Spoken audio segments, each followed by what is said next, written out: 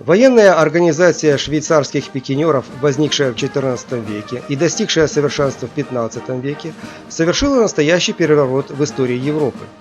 Даже в открытом поле конные ополчения рыцарей больше не могли чувствовать себя в безопасности. Все попытки крупных феодалов принудить непокорных горцев признать зависимость и прекратить грабительские рейды на равнинные земли оканчивались провалом. Удачные действия швейцарцев скоро убедили всех в превосходстве глубоких колонн пикинеров в сражениях с любым противником. Разумеется, слава швейцарцев заставляла воевавших нанимать больше пикинеров. В 1477 году под Нанси бургундцы во главе с Карлом Смелым сразились с войском Лотарингии, половину которого составляли швейцарские наемники. Несмотря на мощную рыцарскую конницу и неплохую для своего времени артиллерию, бургундцы были наголову разбиты, а сам Карл Смелый убит. Швейцарцы одержали свою самую знаменитую победу.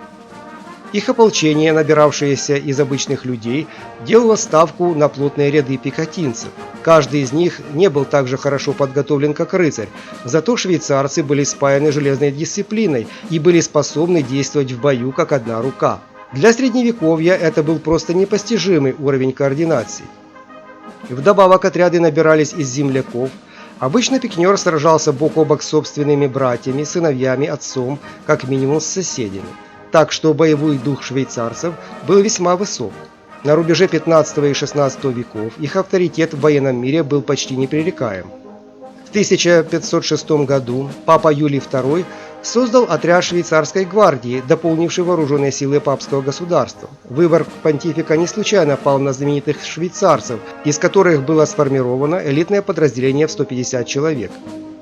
И по сей день швейцарская гвардия не только единственное подразделение Ватиканской армии, но и старейшая гвардия на планете. За 60 лет войн в Италии швейцарцы успели побывать под знаменами разных европейских государств.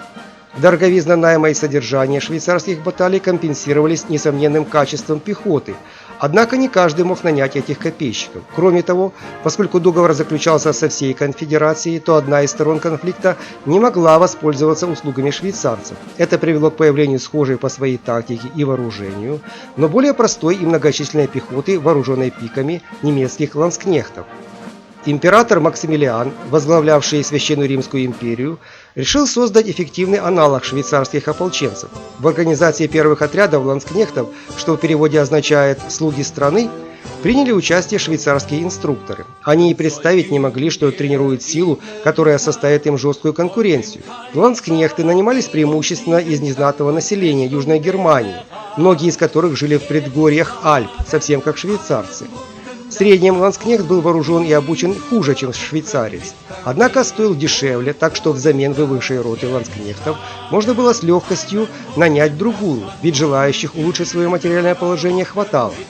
Для вчерашних крестьян, особенно младших детей в семьях, служба ланскнехта была за счастье, ведь за месяц пехотинец зарабатывал столько же, сколько крестьянин за год. Главным преимуществом этой пехоты стала более разветвленная и проработанная, чем у швейцарцев, организация и универсальность использования. В отличие от швейцарцев, ланскнехты не отказывались от несения караульной и патрульной служб, а также от осадных работ. Немецкие наемники за несколько веков успели покрыть себя славой, также войти в историю как отъявленные разбойники. Именно ланскнехтам мы обязаны словам «мародер» по имени одного из капитанов и «банда», так изначально назывался их воинский отряд. Однако в XVI веке, когда ланскнехты вышли на пик известности, они воспринимались как оплот свободы и равенства. Впервые о ланскнехтах заговорили в 1480-х годах. Профессиональные пехотинцы, вооруженные пиками, алебардами и аркебузами, сражающиеся плотными рядами, стали самой элитарной армией своей эпохи. Ланскнехтом мог стать любой, однако их статус разительно отличался от крестьянского.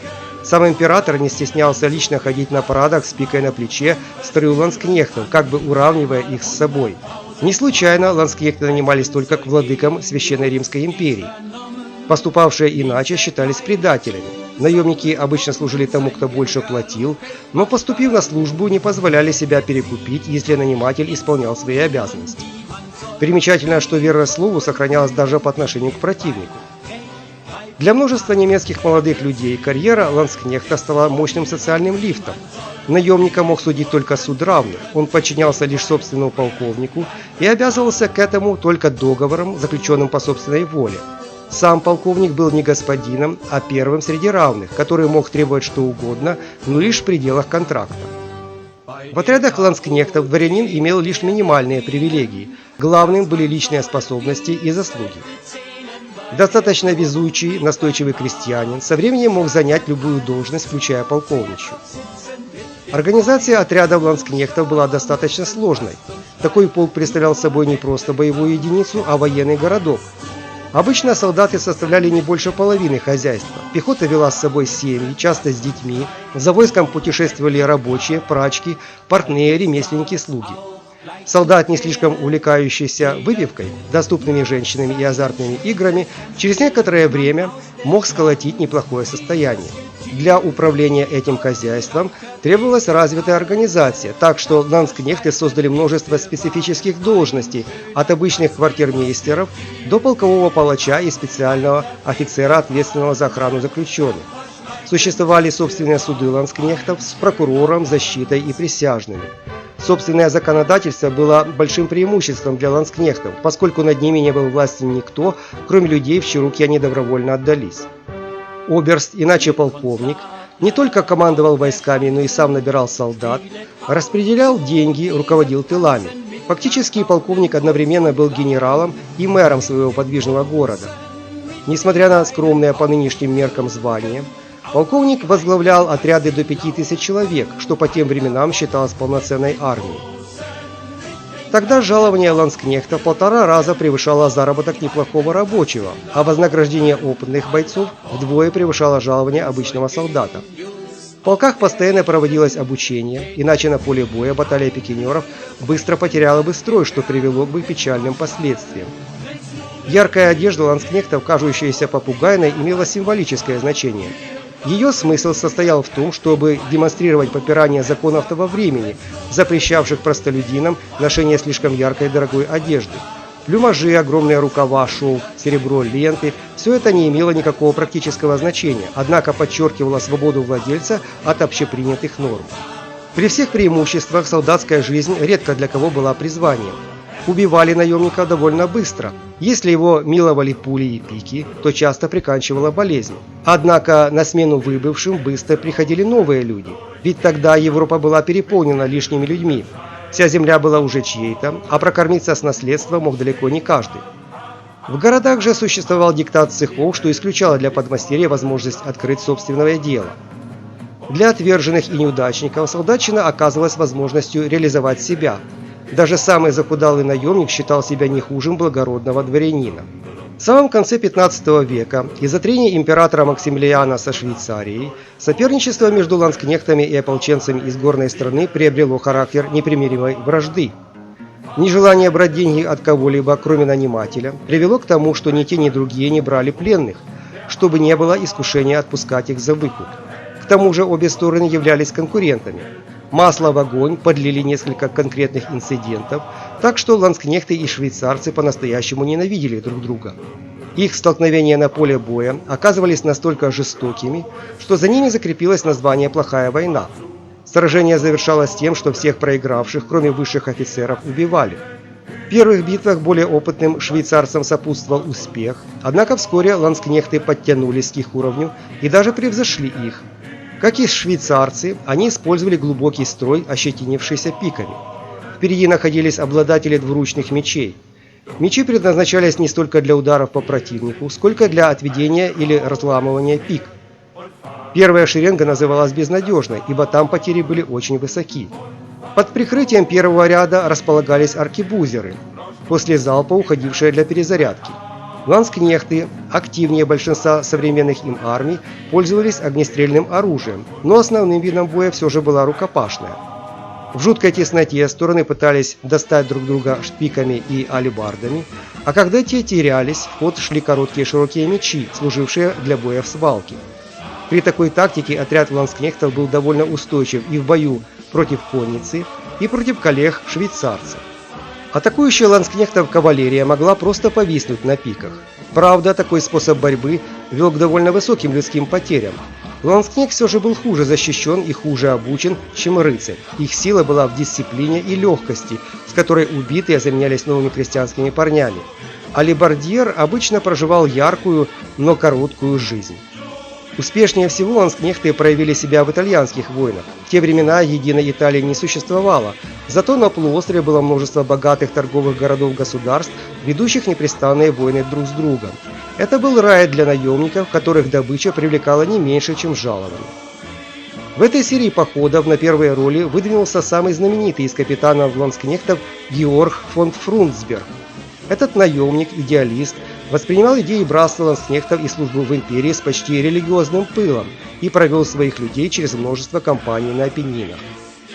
При этом командир наемников никогда не забывал, что он первый среди равных. Даже будучи долгое время генералом ланскнехтов, Фрунцберг стоял в первых рядах как рядовой. У этих наемников готовность к расчетливому грабежу странным образом сочеталась с высокой доблестью и корпоративной честью. Крупнейшим успехом ланскнехтов в серии итальянских войн стала битва при Павии в 1525 году. В ней ланскнехты сумели расправиться с извечным врагом швейцарцами, а заодно с французскими жандармами. В XVI веке жандармами называли элитных тяжеловооруженных всадников. Их таранный удар во время атаки наносил тяжелейший урон даже дисциплинированной пикейной пехоте. Конь с рыцарем имел импульс, как у небольшого автомобиля, врезавшегося в остановку автобуса. Даже убитый или умирающий жеребец по инерции мог пробить строй с тяжелыми для пехоты последствиями. Ланскнехты оказывались повсюду, где воевала Священная Римская империя. Однако военное дело не стояло на месте. Государства обзаводились постоянными армиями. Уже в 1570 году Рейхстаг серьезно урезал привилегии ланскнехтов. На этом фактически закончился их золотой век. Но в это время взошла звезда других воинов, знаменитых испанских терций. Итальянские воины продемонстрировали уязвимость глубоких массивных пехотных построений ланскнехтов, особенно швейцарцев. В первой половине XVI века огнестрельное оружие совершило скачок в своем развитии. Дальность и эффективность огня артиллерии многократно возросла.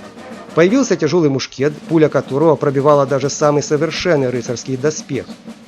В середине XVI века появились также рейтеры-пистольеры, реальная угроза для пикинеров, лишенных поддержки стрелков. Консервативные швейцарцы не предприняли никаких попыток модернизировать свое ополчение. А вот испанцы создали самую совершенную организацию пикинеров – терцию. В отличие от швейцарцев, терции строились значительно меньшими колоннами, которые поддерживали фланги из мушкетеров и аркебузеров, что позволяло сочетать напор пики и дальность ружейного огня. Испанцы, как и швейцарцы, обладали важным преимуществом, имели сплоченный состав одной национальности. Фанатично преданные своему королю, способные переносить лишения и неудобства, испанские терции быстро зарекомендовали себя лучшими воинами, нагоняя на противника сильный страх. Однако с появлением терций швейцарцы не исчезли с поля боя. Еще многие десятилетия и даже столетия жители конфедерации нанимались на службу к соседям. Но Швейцария уже не могла конкурировать с более централизованными странами, наделенных сильной королевской властью и развитой военной школой. Век швейцарцев, великих ремесленников войны, как и ланскнехтов, подошел к концу.